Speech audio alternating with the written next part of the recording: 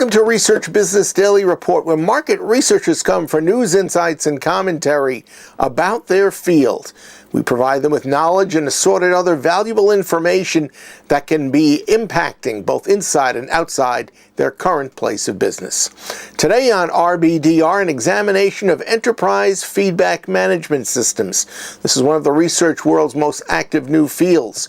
It's an area where many traditional research agencies have been losing ground, but now, as a result of the need for partnerships by these EFM companies, the research agencies may have a way back in.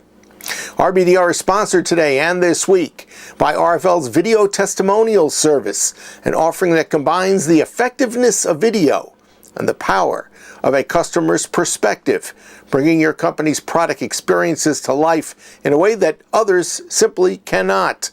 You tell us about a customer whose problem or problems you have solved, and we will apply our 23 years of industry expertise in speaking with them and then presenting their most positive and compelling experiences. Video testimonials have been proven to have twice the hard-hitting effectiveness of any case history. And that means if you put them on your website, it will mean bigger revenues. And what's more important than that to any research organization? We'll also tailor your customer video testimonial to your exacting needs and give multiple deliverables in varying lengths that have been proven to have the highest impact.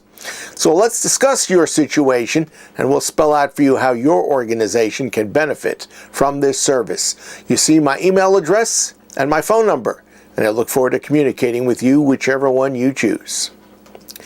In the past few years, to the consternation of many traditional research enterprises, disruptive technologies have taken hold in two key areas: enterprise feedback management, or EFM, and of course, do-it-yourself research. The newcomers have tended to be technology and software companies. They've seen revenue and profit potential in the research field and have invited themselves in, and as a result, they've been capturing massive volumes of business from long-time research agencies.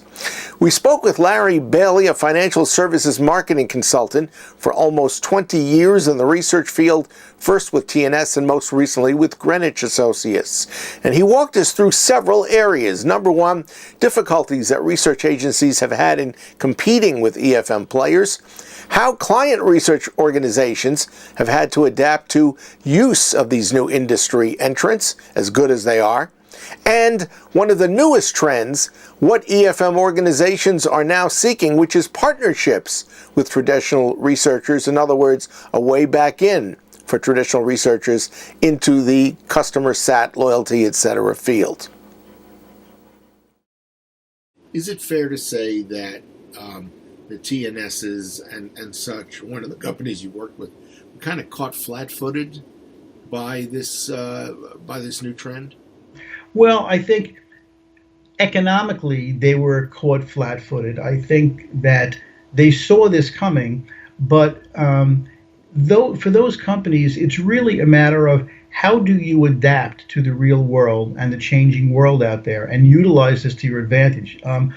For those companies, back when the world was changing from telephone to online interviews, there was a big top line hit that they took because every online interview was a lot less revenue than a telephone interview for these folks, and they had to adapt to that, and they did. And you see that by they killed some of their overhead and they only outsourced that, so the whole distribution of data gathering changed, and they adapted there.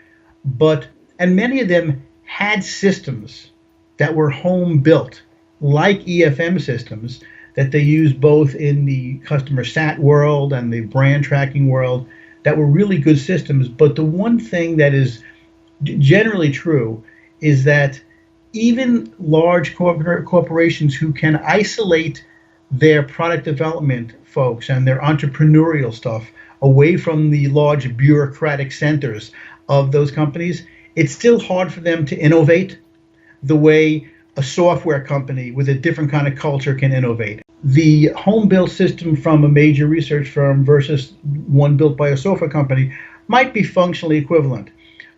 But is Kantar TNS a software company, or are they a research company? Is Nielsen a software company or research company? So the fact is, if you're not a software company, you're now fighting for resources to stay current and to be inventing the next new thing on a system. Right, so to be staying up to date, while the technology company, that's their bread and butter. That's what they're going to continually be doing. With companies like SurveyMonkey, which I believe now is a $200 million company, and Qualtrics, which was reported the other day to have exceeded $250 million in sales last year, and both of them on a very strong growth curve. There are changes that are taking place within the companies that are now using these services and using them in a very heavy way. And what are those changes that are going on, in short? Well, the skill sets required in the research department on the client side is now changing, because less and less are they relying on traditional full service suppliers to get project work done. So many of the skill sets that a project director, a senior project director in the area of kind of research operations management, now falls to the user of the service. So instead of it being with the agency, the responsibility is now internal with the client's research department.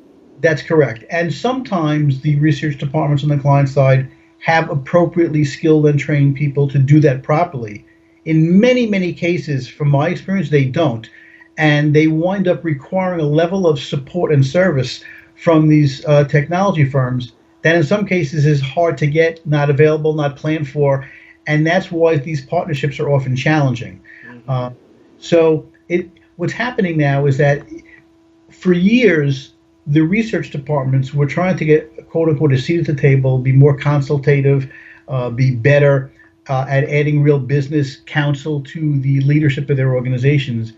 Now technology is forcing some of their staff to go downscale and be more technicians as opposed to consultants.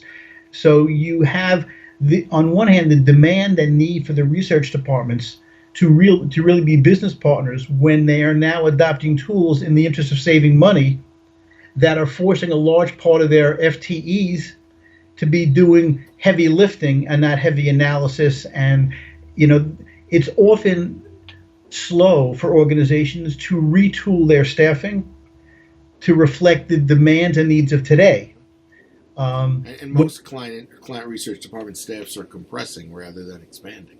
That's exactly right. So if they're compressing, but they've taken on a do-it-yourself model, how are they going to do all that value-add consulting if you've got fewer bodies and a lot of what they do is hands-on work? And so the last thing that I want to touch on here is that as a result of that evolution, the real struggle, the battle now between the technology companies entering the survey space is who can make a platform that is most easily implementable and user-friendly.